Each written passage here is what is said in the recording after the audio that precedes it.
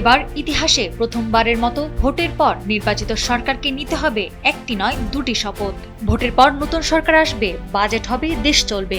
দশকের পর দশক ধরে বাংলাদেশের সাধারণ মানুষ এই প্রথাগত রাজনৈতিক আবর্তনই দেখে আসছে। কিন্তু এবার ত্রয়োদশ নির্বাচনে যুক্ত হচ্ছে এক ঐতিহাসিক দায়বদ্ধতা। নির্বাচিত জনপ্রতিনিধিরা সংসদে বসার প্রথম দিনই নেবেন দুটি শপথ। প্রথম শপথটি হবে সুষ্ঠুভাবে দেশ পরিচালনার এবং আরেকটি শপথ হবে 180 দিনের মধ্যে সংবিধান সংস্কার কাজ শেষ করার প্রতিশ্রুতি দিয়ে। এবং এই আলাদা শপথ দিয়ে নির্বাচিত সরকার 180 দিনের জন্য সংবিধান সংস্কার পরিষদ হিসেবেও দায়িত্ব পালন করবে।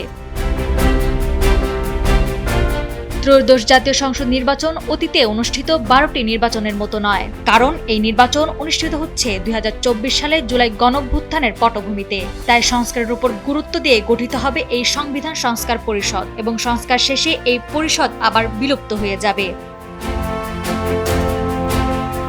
এই বিষয় নিয়ে অনেকের মনে প্রশ্ন, নির্বাচিতরা সংসদ সংস্কার পরিষদ হিসেবে দায়িত্ব পালন করলে ক্ষমতা হস্তান্তরের পথে বাধা তৈরি হবে কিনা। এটির উত্তরে জাতীয় ঐকমত্য কমিশনের সহসভাপতি অধ্যাপক আলী রিয়াজ বলেন, সংসদ নির্বাচিত হওয়ার প্রথম দিন থেকেই তারা স্বাভাবিক কার্যাবলী যেমন সরকার গঠন, দেশ পরিচালনা ইত্যাদি দায়িত্ব পালন করবে এবং দেশ পরিচালনার পাশাপাশি নির্বাচিত সদস্যরা সংস্কারের কাজটিও চালিয়ে যাবেন।